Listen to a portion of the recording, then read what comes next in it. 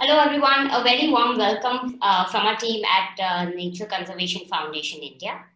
I'm Shweta, and along with my colleagues, we all welcome you. I would like to give a special note of thanks to all our partners, the Eco Network, Center for Ecological Sciences at IISc, and the Biodiversity Collaborative, who, without hesitation, supported this when it was a rudimentary idea.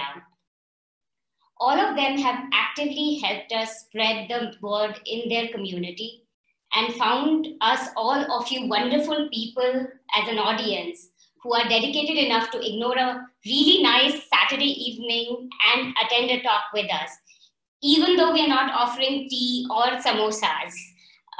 Once we knew that we wanted to talk about ways to reach out to mass media, especially how to create a press release, the best name in the industry that we could think of was Gunjan Jain. And I'm terribly, terribly excited that she accepted our invitation to take time out of her busy schedule and prepare this talk specially for all of us.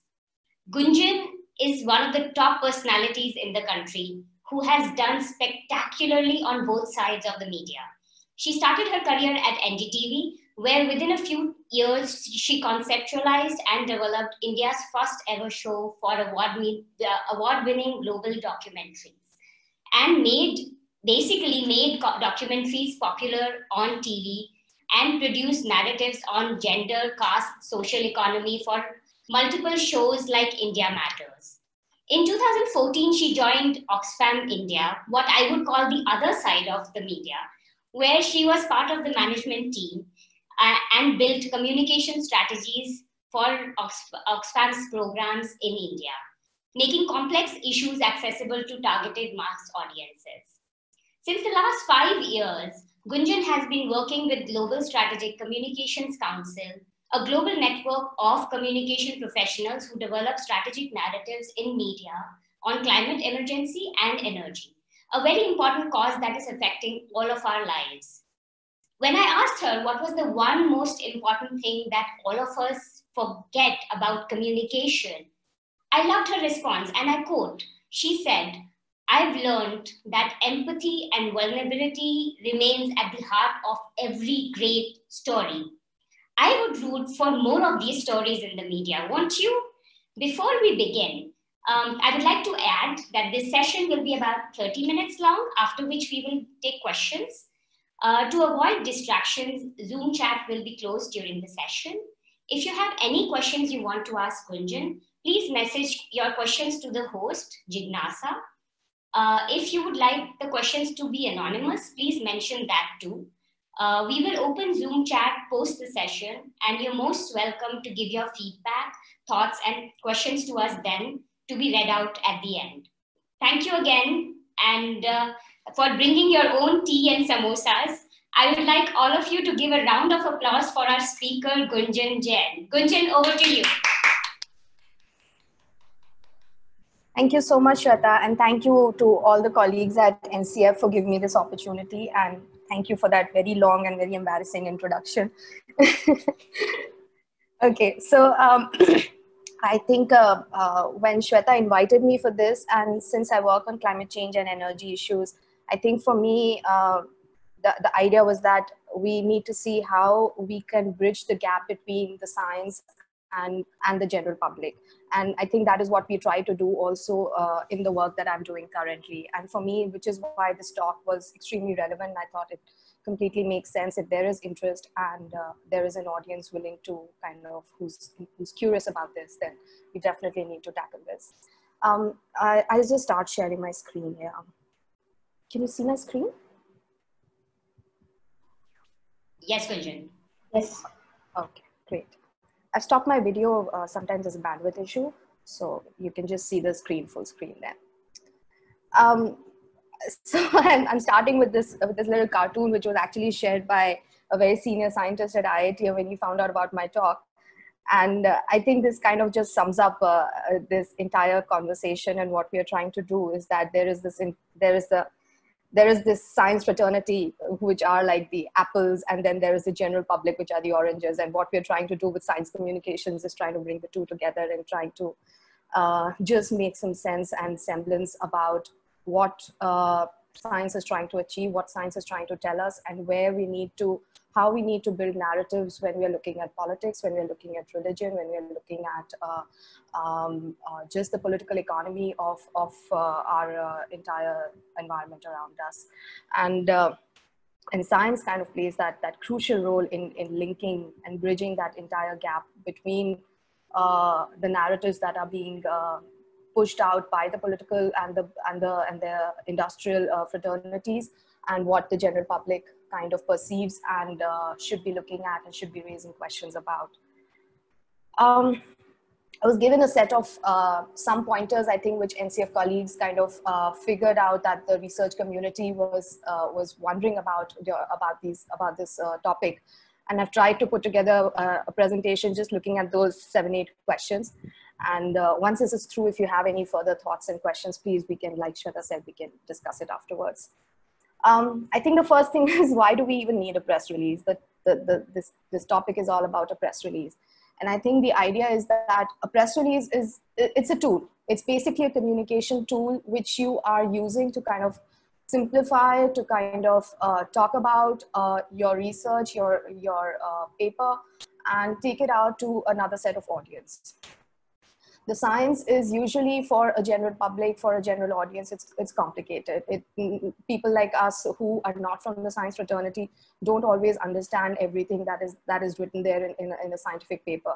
I work with researchers and senior scientists at IITs, etc. A lot of times when I'm looking at these papers, I literally sit on Google and I'm doing like a Google search on every second term written there. So I mean, so you have to, I think, as the fraternity, you have to understand that a lay person or anybody who's outside of the scientific community might, for them, this is not something they'll pick up immediately.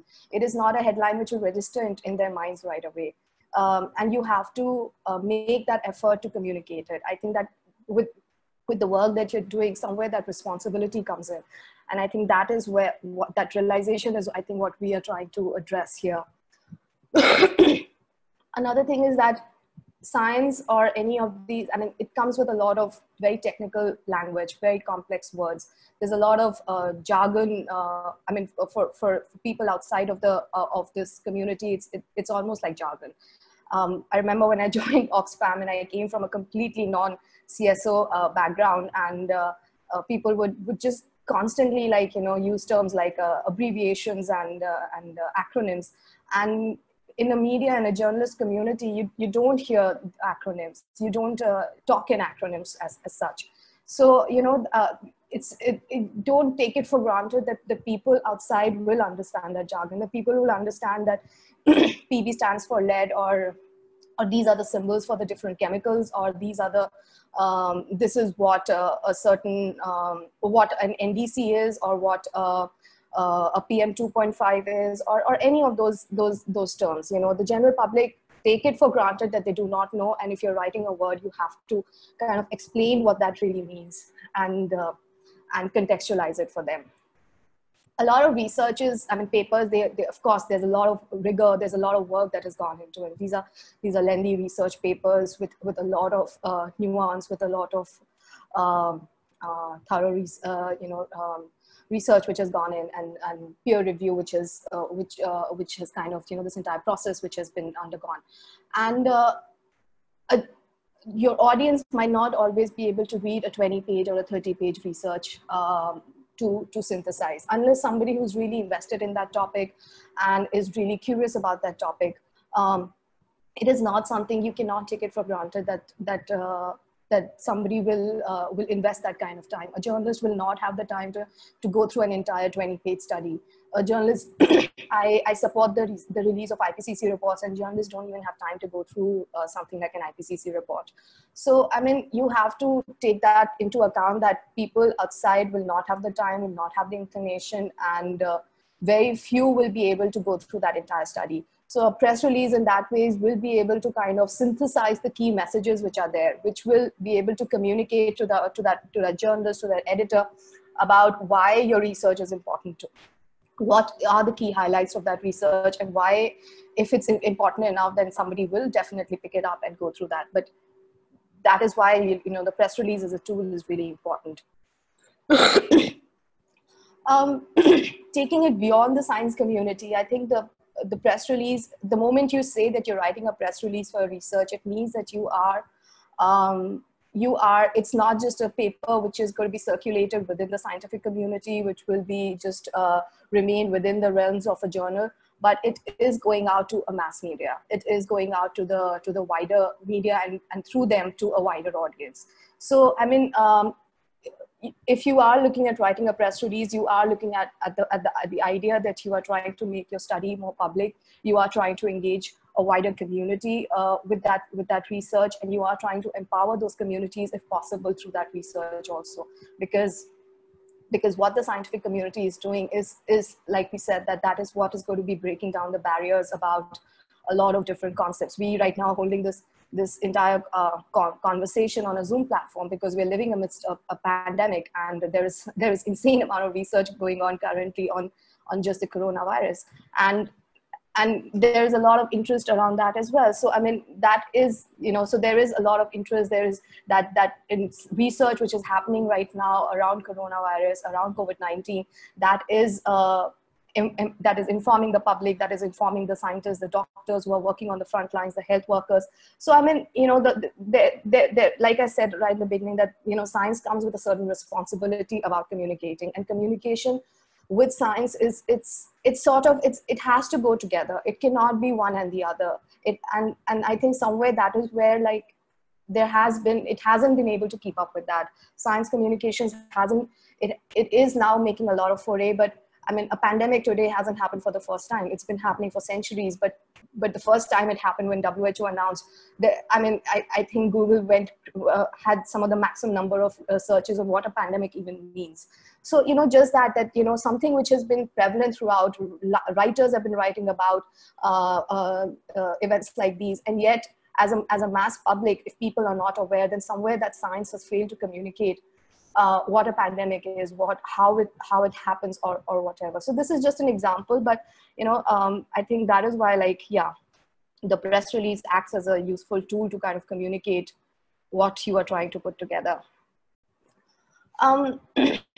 So every scientific research, I get a lot of research papers, and scientists are always, there's amazing research happening currently in the country and everywhere in the world, actually, around climate change, energy, biodiversity issues. And but every scientific research paper, though it has significant relevance and might be useful to a lot of stakeholders, but it does not mean that it will become newsworthy.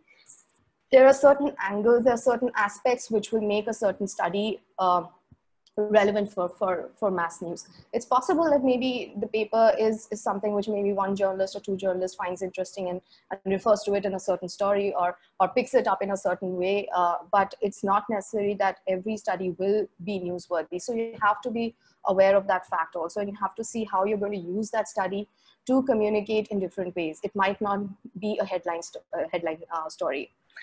Certain things, what makes news actually? When we're in news, there are 7 basically values that we look at, look at any piece of information which then becomes news. These 7 words are like, as you can see on your screens, impact. What we mean by impact is like a piece of news, how many people is it going to impact? If we say, the California wildfires this year, they are 20% more. They have covered more than 20% more area than last year. There is a certain amount of population more which is affected. And if scientists are able to project a longer trajectory about the further growth in the coming years, then that is just, so there is a certain impacted community there, and there is a certain direct connect there. And I mean, of course, the California wildfires is a very big example in that ways. It's massive, and of course it's newsworthy for its own right also. But just to give an example, like something will make newsworthy because of the impact that it has to a certain community. Timeliness. News is all about timing. A bomb blast happens, and you have to, it's a breaking news, and it happens right there and there. You have to report about it. You can, if there's monsoon and you're talking about the summer, you're talking about winter, then that connect will be somewhere off, and you have to figure out how, when there are floods happening, you are talking about drought. So the timeliness of any piece of research, you have to figure out when you're releasing it, what are the external events, what are the external circumstances where your research can be placed, and then it will definitely be, will have its own piece of relevance. I mean, big research pieces, that does not take away from the fact that big research pieces which are coming out, it's not necessary that they are linked to any external events. They release at their own pace whenever the organizations are ready and the scientists are ready. But just to say that a lot of other research papers also coming out, and if you're releasing it and if there's no specific hurry, then do look at external events and how you can connect it to that kind of, time significance for a news journalist. If a journalist is reporting on floods and there is a paper that you have which kind of feeds into that, it will immediately get picked up, and not one by many journalists, because they're looking for that story. So it will have that sort of what we call the news peg, and so you can cash in on that. So keeping those kind of aspects in mind will always be more useful, because you're taking into account what the media community will be looking at and what their requirements are, and kind of addressing it for their needs. Prominence. I mean, of course, like, I mean, the prominence of a subject or what you're looking at, I think that, of course, the scientist who's doing it, I mean, all of those things, of course, combine to make a study like more newsworthy or less. Proximity, I think, I mean, it's a very simple, like a news piece. If there is, there are floods happening in Chile, won't be so much as news in India, but floods happening in Mumbai or Delhi will have news relevance for the Indian media. So it's just about something that's happening within the close community, within your surroundings, and an area that will be of more significance. So if your studies are about a certain group of people, a certain region, sorry, excuse me, they will be relevant to those kind of media, and you have to kind of look at that angle on how you can shape your press release and how you can shape your communication to target that specific media and generate their interest. Bizarreness I couldn't really think of any examples of bizarre scientific researches, but just that any piece of news which is bizarre will become news. A dog biting a man is not bizarre, but a man biting a dog will become a bizarre piece of news. So it's just one of those values of news, that something that's out of the ordinary will become news. Conflict, I think, lies at the heart of any storytelling, and if your research is kind of bringing out certain conflicts in situations or in the current context of environment of conservation, then I think highlighting that kind of difference and the conflict between what is happening and what is projected to be the possibility, I think those will always kind of make news value.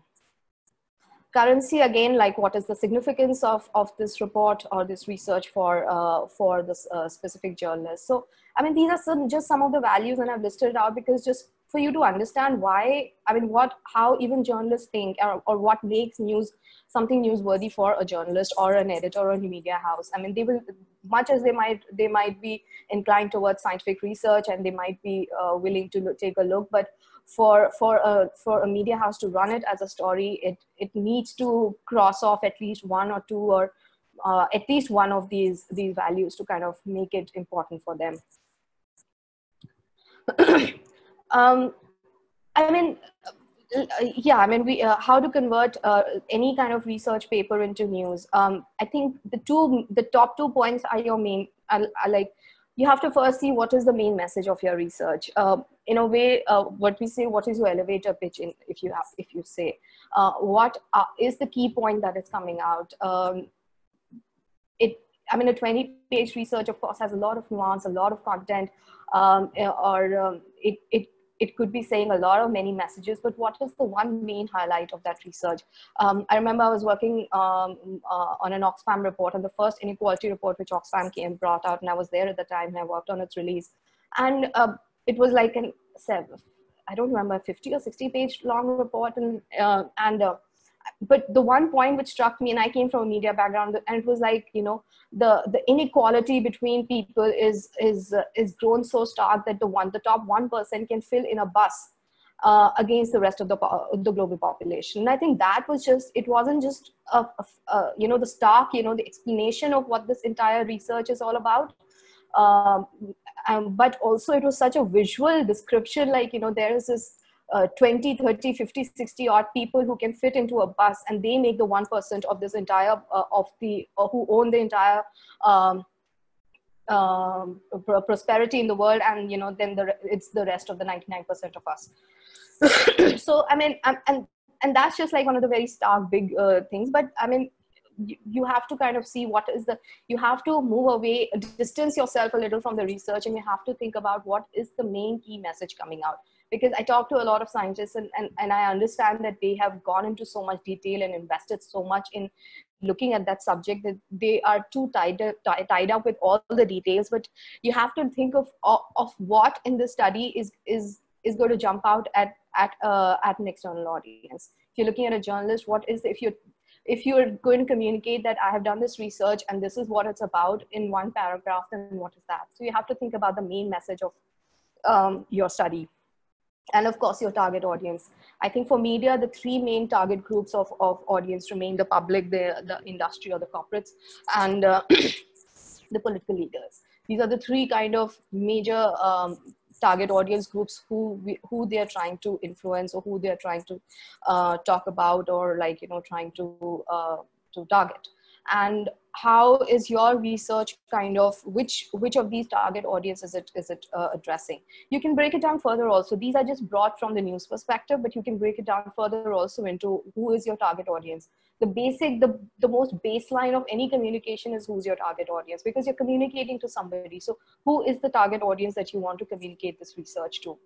And I think if you understand that, then somewhere that main message will also come out. If you are standing in an elevator and you have to give that pitch for your report, are you communicating it to a businessman? Your pitch to on that report will be different. If you're talking to a political leader, what are his or her leanings and what are they trying to achieve? Industry will always be profit driven. So is your science, is your research being able to address those kind of their concerns? If you're saying that we need to decarbonize and we need to shift towards renewables, then is your research being able to answer that for the industry, that there is a cost benefit analysis around this, that there is a prospect of jobs?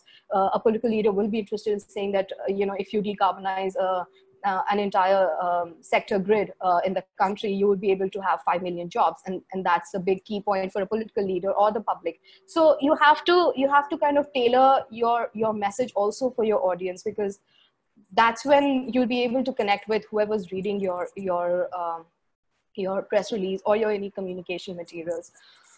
Data is very useful, and we rely on you scientists and researchers to kind of give us the data. And whatever data it is, I think if you if you highlight that, I think that always gets it's always a winning point. It grabs headlines, it grabs attention. 1.2 million people in India died of air pollution in 2017. That's a headline. It's an entire massive study by the Lancet or the Health Facts Institute, but just that one line that so many people died because of air pollution in India in 1 year, that's a headline. So if your study is, and it's not necessarily every study has to have data. I'm just like, if you are using data and there is data, then highlight it, push it, use it, and try to see how you can maximize that data.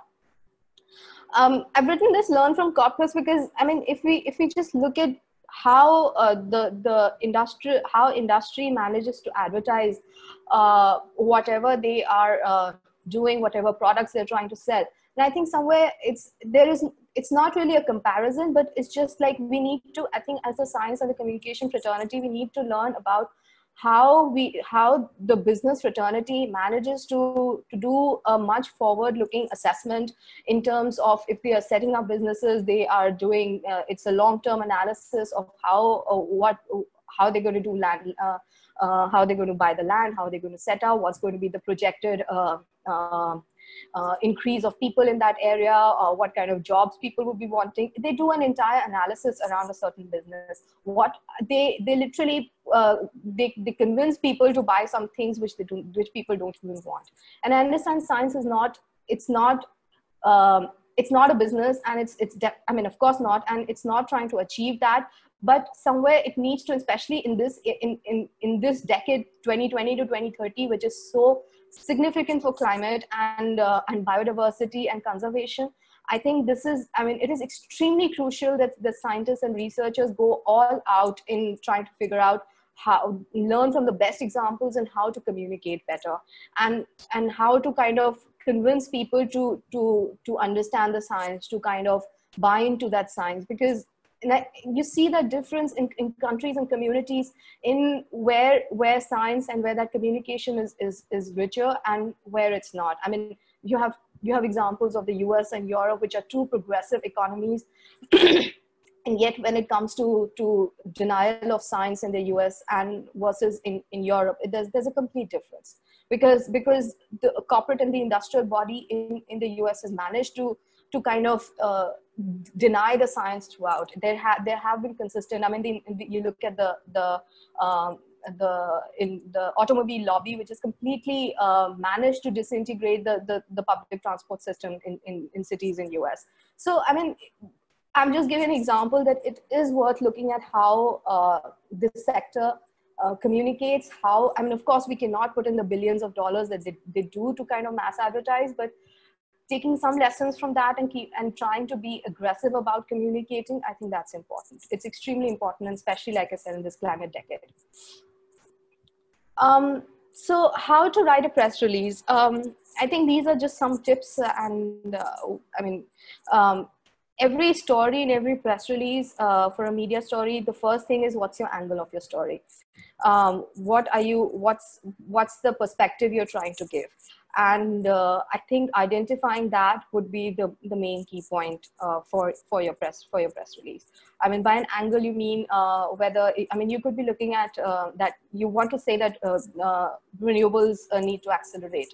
Now, there can be 10 different ways to say it, whether you're saying that it's becoming economically more viable to push renewables, and therefore it makes just economic sense to do that. Or you can talk about decentralized electricity and more power energy security for people. Also, I mean, there can be a whole different range of ways to kind of look at it, but but finding that angle is extremely important when you're writing a press release. What is the key message that's coming out at the end of that entire 1 page or 2 page that you're writing?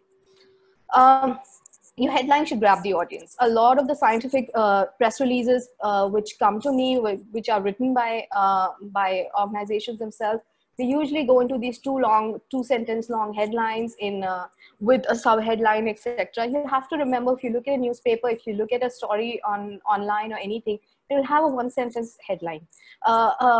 We're living in the Twitter age with an attention span of 140 letters. And I'm not saying I'm not promoting that, but just to say that we have to be aware that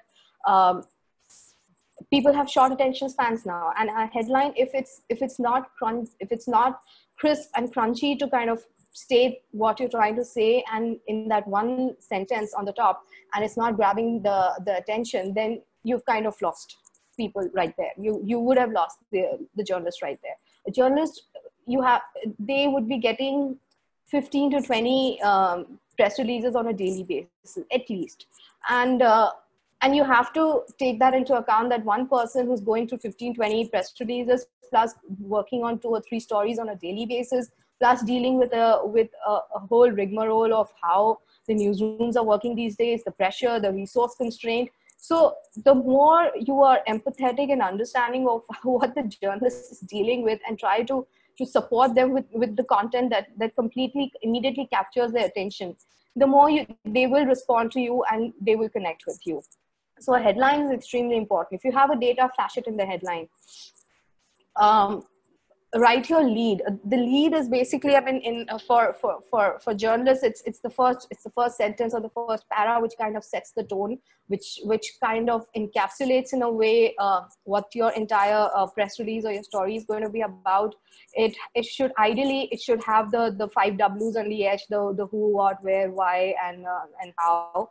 And it should therefore be like, so the way you write your lead, the way you start that first para of your press release, that kind of sets the tone. So the more you, it's a more active tone of writing, the more it will be engaging, and it will immediately kind of communicate to your journalist.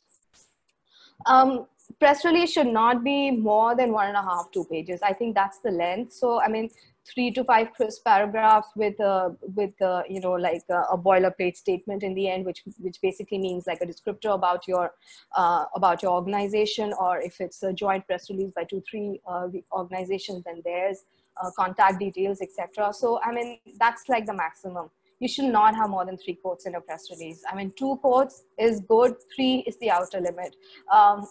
If you really want to send in a lot more quotes, and there are some relevant and things to be said, which are not repetitive of what something has already been written in the press release, then you can add it as an additional quotes at the bottom, and send those if you think that these people are relevant and they need to be added in the press release, but it's going beyond the kind of limit.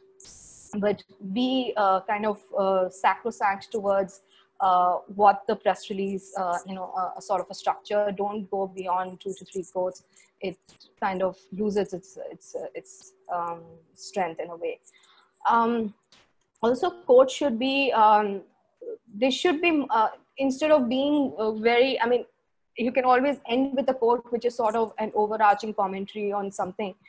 But otherwise, the more focused they are on specific interconnections that you're trying to build while you're writing that press release, the better they are, and there are better chances of them getting picked up. If they're stating something which is different, which is new, which isn't just the obvious overarching message, then and it's very crucial how those quotes are written, therefore. So, I mean, you should keep in mind that quotes have those value, and the more pointed and the more informative they are with certain different aspects, that'll be useful. Include the contact information, whoever's sending the press release. If the journalist needs to get in touch with them, then who should be that person, etc., and the boilerplate statement. How to make a study more accessible to a large audience. I think it's important to break down the message for target groups. And like I said earlier, that you need to kind of look at your audience, but it's not necessary, but this is also looking at beyond the press release. If you have a study, it's not necessary that, you know, the press release will reach out to the media. That is one tool.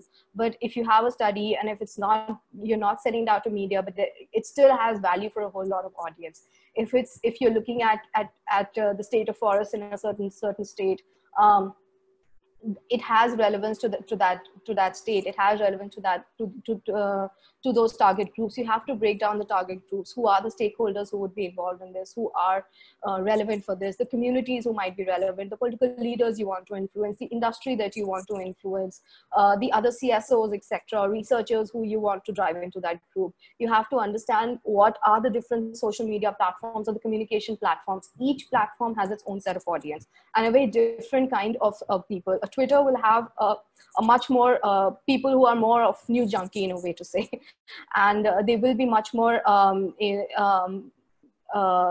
it will be a very news kind of a driven and an influencer kind of an audience.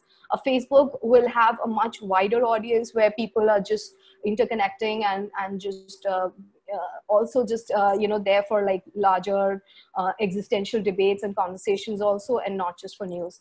And it will have a much broader outreach also. Facebook will have audience from tier 2, tier 3 cities, maybe even rural areas. Twitter will mostly have people from English speaking and or even Hindi speaking, but mostly from urban audience, tier 1 cities more, or tier 2 cities, etc. So you and Instagram will have a completely different audience. You'll have more of the younger lot who's engaging there. So and each has its own value, but you have to understand the different social media platforms, the different communication platforms that are available, what kind of target groups are there, how you can use your research to communicate with each of them. Each of them will have their own relevance. It's extremely relevant to stay connected and to communicate. Out of sight is out of mind, and especially in this age when we're not even meeting people. Right now I'm talking to my screen literally. So it's extremely important that if you are doing research, you're working on things, please stay connected. You are the scientific research community. What you say, what you tweet, what you post, it's extremely valuable to people who are interested in the subject. So I mean, it's, if there is an external event happening, it's not just about your study, but otherwise also, if you think there is, please comment on those. We participate in that, in that conversation. I understand the scientific community is extremely, I mean, it's extremely intensive to do these kind of research and the work you do, but the value that you bring, nobody else can. So it's extremely important that you are part of that narrative, you are part of that conversation, and you are trying to debunk the myths and the narratives which the political class or anybody else is trying to push out. There is an information overload. We are living in that generation where there is an information overload. I think by weekend, I don't have the capacity left to even look at Twitter, because I'm just completely used out in a way. So we have to kind of understand how we are communicating that our research or whatever content that we are trying to say to that audience. And we have to, and the more we engage, the more we are there on these platforms, the more we are visible, the more you'll understand about how you are synthesizing the messages for that audience, and how amidst that entire information overload and noise that we are living in right now, there is something relevant in how you can communicate that. So you have to be conscious of that, but yet amidst that, you have to figure out your own kind of voice and how you're building that. Maximize on external opportunities. That's the best way to build messaging. If there is something happening, I mean, if there is an extreme rainfall event happening, and it's not necessarily that there's a new research, but there's a previous research also which talks about urban planning, or which talks about extreme weather events or anything, I mean, which connects with that. Maximize on that, use that, talk about it. That's a time when journalists will be looking for people to comment on these things, any kind of information and scientific research which kind of builds that narrative. So you are the people who can kind of build narratives. So I think just use those external opportunities, anything that's happening, and not just about extreme weather events, but any political events happening, or any kind of things which are happening. Those are opportunities to use. And again, like, build your following. It's important to kind of be there on these platforms, and share your viewpoints and share the science. I mean, that's of course the ultimate base of it all. How to avoid being misquoted. And I know that this comes as a concern for a lot of scientists, and we work with a lot of them also.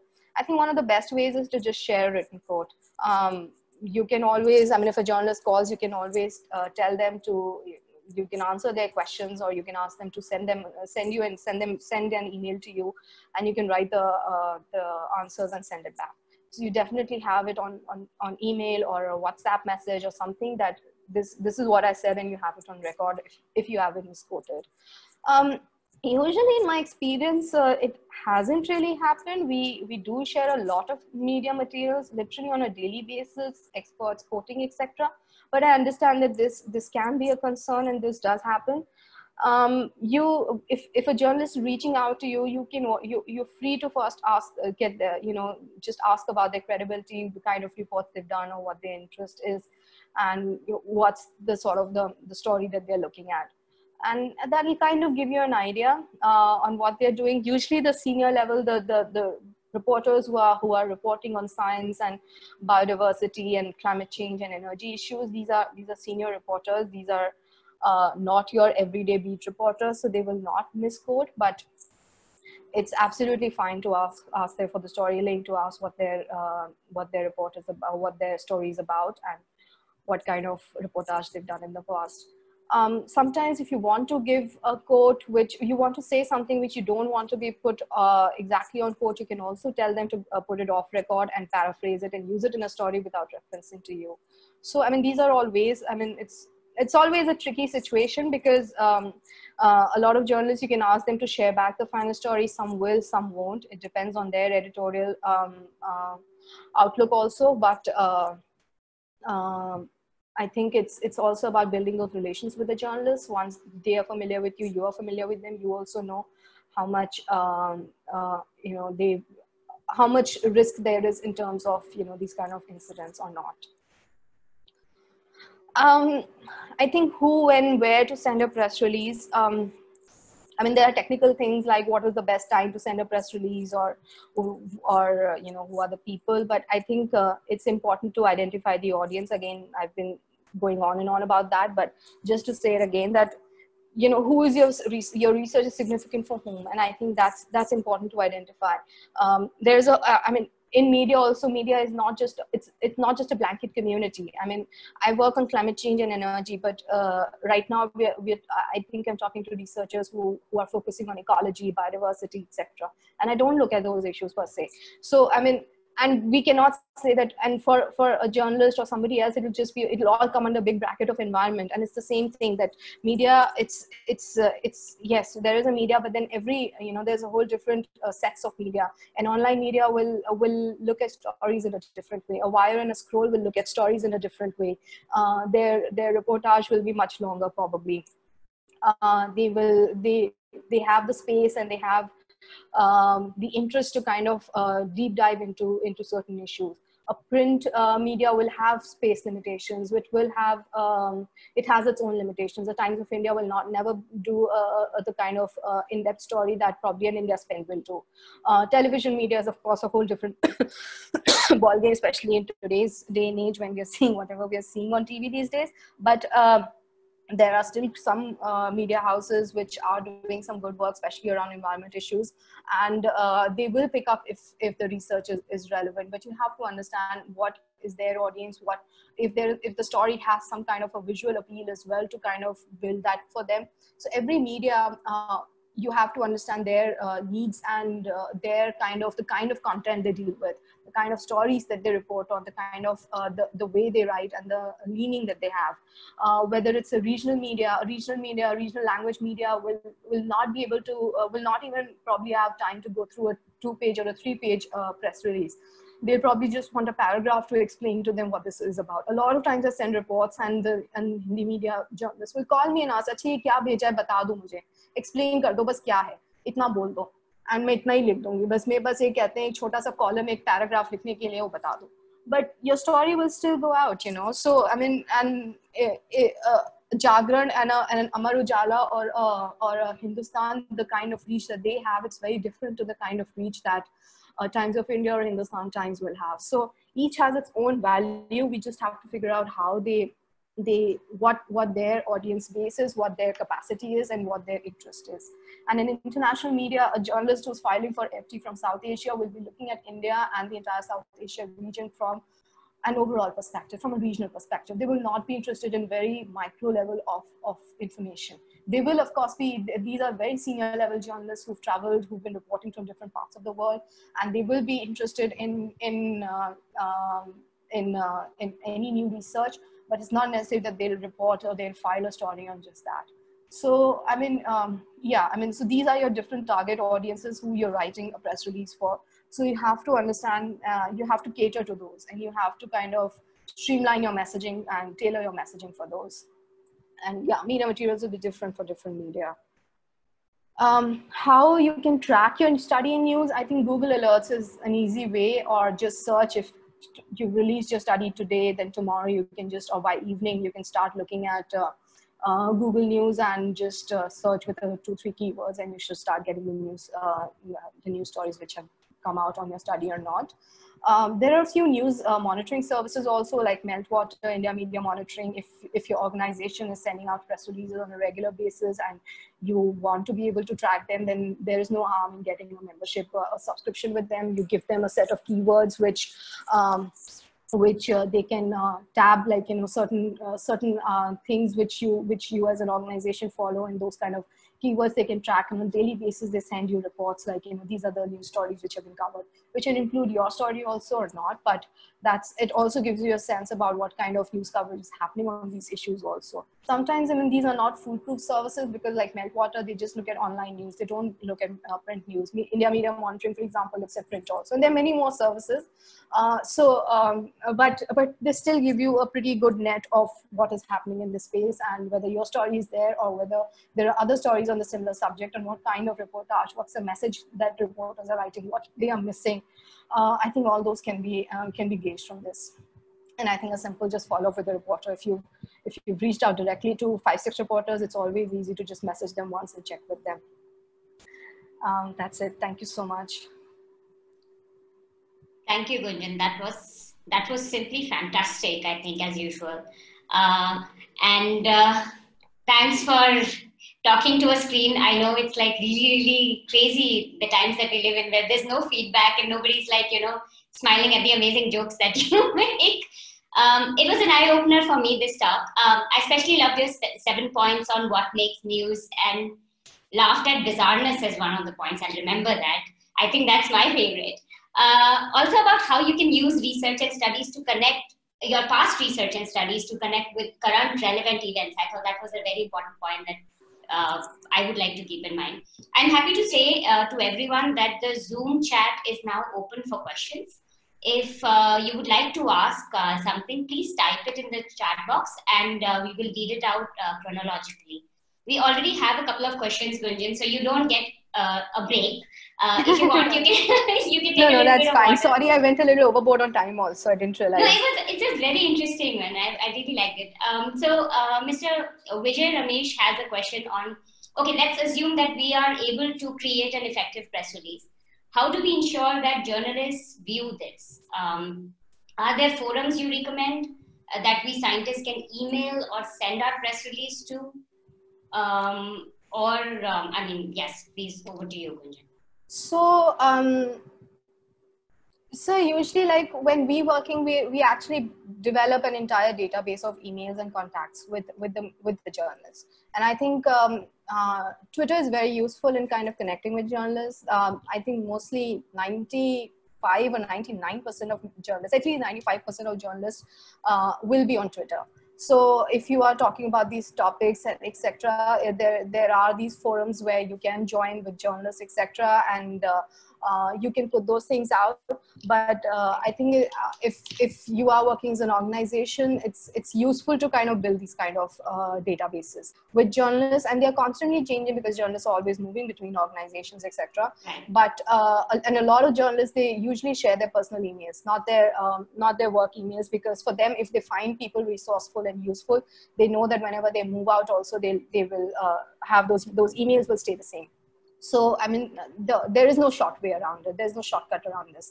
There are forums on Twitter, etc. But you have to kind of develop a database. You have to develop those relationships with journalists to kind of ensure that they know you, they find value in what you are saying, which is why I said that you need to build your following on different platforms. You have to be visible, and they will start picking up what you're doing and what you're saying. Okay, fantastic. Trisha Gopalakrishna has a question on, I found it a very interesting question. Can the speaker list the names of a couple of online outlets that cover early career researchers or students' scientific studies on climate change in India? I mean, there are online platforms which are covering climate change. Early career researchers is hard to say. I mean, I don't think any media houses as such are looking at differentiating between, the early career researchers or the more senior scientists and researchers. But there is a lot of work that goes on at Wire. They have a separate section called the Wire Science. India Spend does a lot of very credible data-driven research. There is Scroll does, but Scroll does not really pick up a lot of, they usually, they pick up syndicated stuff. They don't necessarily invest a lot in scientific papers and writing them themselves. They have shorter resources. These are just a couple off the top of my head, but Manga Bay is actually a very useful resource for people who are working on conservation, climate change, and biodiversity, etc. They, the editors and the reporters there are extremely clued in, and they are always eager to look at. India Climate Dialogue is another platform which is regularly looking at research, and they are always open to kind of looking at any new papers which are relevant and which can be picked up. So just a few, but yeah. Okay, great. So Chandrakant Revikan is asking, is there any place or course where we can do exercises and draft press release samples for practice and get feedback? That's a tricky one, Gunjan. That's a tricky one, Chandrakant, I must say. To be honest, I never did a course on writing a press release, because when I was in media, I didn't have to write a press release. And when I left media, I suddenly had to learn it. So I actually learned on the job. But I don't think there is any, I mean, you can do these short term, I mean, these days you have all these online courses where you can pick up. So, I mean, if you just do a search with that, I think you should be able to find a few things which maybe can help you to, like, you know, just get an edge on writing your press releases. I simply thought that maybe like make a friend from a PR background and ask them to read up your, like, you know, charm them with chai or coffee or something and ask them to read your press release to make sure it's a good draft, you know? Absolutely. Absolutely. That's the way to go. Yeah. Similar question from Jaya Jayanti as well. As a beginner, she asks, where do you start and what do you concentrate on for creating, I think she hasn't specified whether it's specific to press releases or she wants to just figure out self-learning in terms of communicating studies to media. I'm making it a bigger question probably because she hasn't specified the tool of press release per se in the question. So let me get this. Basically, how to kind of build your readership? How do you start? You know, kind of where do you start and what do you concentrate on is her question as a beginner. I'm assuming it's a beginner in terms of connecting with media because she hasn't specified her career beginning. I think, I mean, it depends on what your area of focus is. I mean, and whatever your area of focus is, like I said, I mean, you know, communicate whatever topics you are. If you are a researcher, you already have a wealth of knowledge and understanding about the subject matter that you are working on. And even if you're an early beginner in the science community, you might be an early beginner, but for the external world, you're coming with a whole lot of knowledge. So I think just building on that and building your following and building, you know, those kind of content, I think that's a start. You know, that's where you kind of, from a communication perspective. Amit Hegde is asking, when you give the common press note, most of news media will publish it exactly the same without change. So how do you kind of control that? There's no way to control it. You cannot control what a journalist writes or what an editor picks up. You cannot question them. That's the first way to kind of completely ruin your relationship with them. You cannot question a journalist on the editorial. I mean, of course, if you have a good relationship with them and the story is completely, it's completely making a wrong point, then you should discuss it with them for sure. Whether it's a good relationship or not, you should bring it up. But whether they have just picked up the press release and printed it as is, or they have invested more time to kind of develop it into a story and pick up parts of the press release and the information, that's totally their call. And it depends on the time they have, the kind of resources. A lot of times, especially with these times when, like, you know, the news is just so crazy with coronavirus and border issues and Riya Chakrabarti, it's, if you get any news as an environment person, then I think you're just grateful, even if they just copy pasted the press release. Yeah, true. So Nishad Venugopal's question, and questions are keep coming in, Gunjan, like they're flying in. No problem. How Saturday evening, I'm not going anywhere. I'm logged out. You're such a sweetheart. How do you incorporate and identify keywords for a press report so that it will get noticed? Is there any way to learn or understand about that? No, that's a very useful point, actually. And I'm sorry I missed talking about it, actually. I mean, yeah, keywords, I mean, it's crucial to see if you for example, if you're tweeting, I mean, whatever kind of hashtags that are that are popular and common. Those are some of the keywords. If you are talking about any climate change or anything, I mean, I think keeping in mind if it some of the keywords which are prominent, which people will understand, it's extremely useful. I don't know if there's any kind of way to learn how to pick up keywords or not, but it's just about what kind of keywords are more common hashtags and which kind of have more prominence. I think if those are there, then those would be useful. But again, like, it depends on the format and platform where you're putting it out. If you're putting it out digitally, then of course. But if you're just sending it out as an email to a bunch of people, then I mean, the keywords are important still, but its pickup or lack of pickup will not depend on that. Okay. So Ruben Sagar has said, thanks for a great presentation. You mentioned that the title of the press release must be catchy. However, ecological, wildlife, biological research paper studies are often quite specific, either region specific or species specific, process specific. So essentially, how can one strike a balance between being too vague and catchy without dropping too much information? And this, Gunjan, is a very good question, actually, Ruben. Thank you for asking this, because I've been struggling with these in making press releases as well in my work in NCR. So I would like to hear that one out as well. Yeah, that's a tricky one, actually. And it's hard to say anything without any specific example in front of me. But I mean,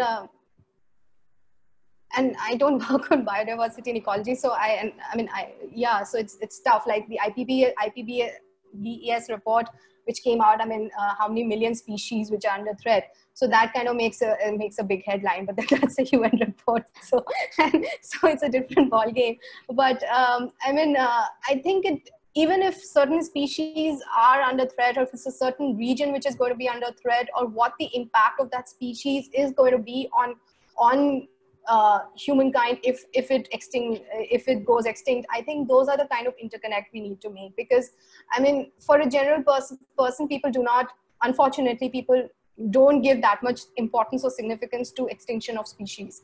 And I think their relevance to our day-to-day existence is important. I understand that it's not possible to kind of communicate that in a headline, but just that, you know, X number of species or X species will be extinct in Maharashtra region, impacting soil, something. You know, those kind of, I think, interconnections and relevance would be useful, I think. But again, it depends case to case and what the research is, but this is just an example. Sure. Priyanka Iyer asks, any pointers on how to handle research topics that take a critical view of national policies? And you're in climate change, so that one you can't dodge. Going live on Facebook and you're getting me into trouble. Okay, so I mean, yeah, it's a tricky slope we are kind of treading right now. It's climate change and environment is a complex issue to be talking about in the current political scenario, and not just India, everywhere. And I work with a global network, and we have teams in Brazil and US and everywhere. We are struggling with trying to communicate these in extremely difficult political environments and national environments where people are becoming so anti-science or becoming so, you know, yeah, just leaning towards, you know, a certain kind of ideology. I think the value that science brings is that it's factual. It's based, rooted in certain evidence, in certain reality which tested. And I think what scientists, and I think that is when, even if it's your research is looking at it from a certain national or political events, I think it's very critical that you put out that science from that very evidence-based and that very fact-based argument. And I think that is the value that the scientists will bring. And that is extremely important, that they need to be bringing that, because in the current scenario, I think we all need to be talking about that. But yeah. There has been a similar question from Muralidharan, which I'm going to kind of skip over, because he asked, how do we make sure that policymaker government doesn't feel offended because the news may blame them. So that's kind of something that you already answered. Would you like to add to that? No, I mean, yeah, same thing. From a scientist researcher's perspective, I mean, we work on these issues and we never go into opinion. We, from our end, I mean, we're looking at climate change and energy issues from a very science-driven, fact-driven, data-driven angle, and that's the best way to look at it, because there is no contesting that. It's hard to contest, and if you are working in an environment where there is a lot of denial towards science, where there is a lot of push for looking at environment from a religious lens or from some sort of other lenses, then I think it's very important that we root that science and research in facts and evidence and data. Sure. I have time for 2 more questions, and then I'd like to just read some feedback that's coming on, and it's rolling in, Gunjan. You've done such a fantastic presentation. So the second last question is from Rohit Jha. Ecologists have usually stayed away from regional media, probably because they're most comfortable with English language, as Indian English as the language. Is reaching out to regional media, or I would say non-English in Indian languages media, significantly different from doing it with English, like in terms of keyword or kind of news covered or context? Or is it because scientists are just not trying enough? It's a valid, really important question. It's a very important point, and we work a lot with regional media, and it's different because a story that is relevant for the national English media, because your audience is completely different. You have to understand who their audience is. An audience for Times of India or a Hindu or a Hindustan Times or an Indian Express is very different from the audience that a Lokmat will have, or Punjab Kesari will have, or an Amar Ujala UP edition will have. So regional media working under even more constrained resources. We did a workshop in Korba, and a journalist wanted to speak to some of the experts, and he came, and I think this was Navbharat Times or some, like one of the main tier Hindi media which was there. And this was one person who's reporting there, who's also taking, who's also the editorial. There's an editorial line where he's getting the funding and the ads from the local industry. A lot of the news is against the local industry, which is non-environment friendly. So it's a very fine line that they are treading. So there is a lot of difficulty for them. They are strapped on resources. They don't have, they are often the science and environment communication is also extremely limited in its language. Climate change, the biggest problem of climate change is that it is extremely complex for general public to understand and relate with. It's a scientific subject. It's not like any other issue which every person can understand. You understand that mausam badlav ho raha hai, but what does that really mean in terms of its larger implications, its larger kind of trajectory, and I think that is why it's simplifying that and communicating that in those typical regional languages for the journalists. There is definite interest. People pick it up, and journalists and Gujarat Samachar, Malayalam Manorama, Hindi media, everywhere. There is a lot of interest, but you just have to tailor it for them, and you have to kind of understand what is relevant for them. And they will not be interested in the larger national story. They'll be interested in the region-specific story. If you're talking to a Chhattisgarh reporter, he or she will be interested in what is the angle or what is the kind of data or anything that you're coming out with which is relevant to their state, to their audience. They will not be interested in national stories. So if there is research which is kind of looking at that at regional levels, then it's very crucial that you communicate to regional media. Okay. So last question for the evening, Gunjan, and there have been amazingly a lot of questions. Chandrakant Redikan has asked, one thing that I have seen is that reporters are very elusive. Building relationships with them is very, very tricky. I mean, from a personal point of view, it is easy to connect.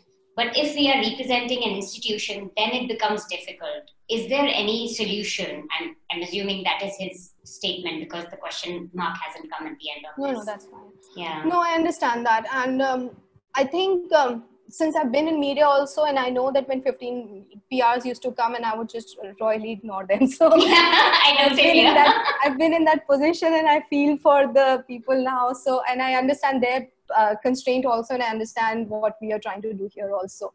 So I think it's important if you're representing an organization that you're not just, for a journalist, they value resources. If you are a person, if you are an organization who's helping with data, who's helping them with the right spokespersons, if you're helping them with the research, if you are being able to connect the external events that are happening and immediately respond to them with certain content which is useful to them, they will respond to you.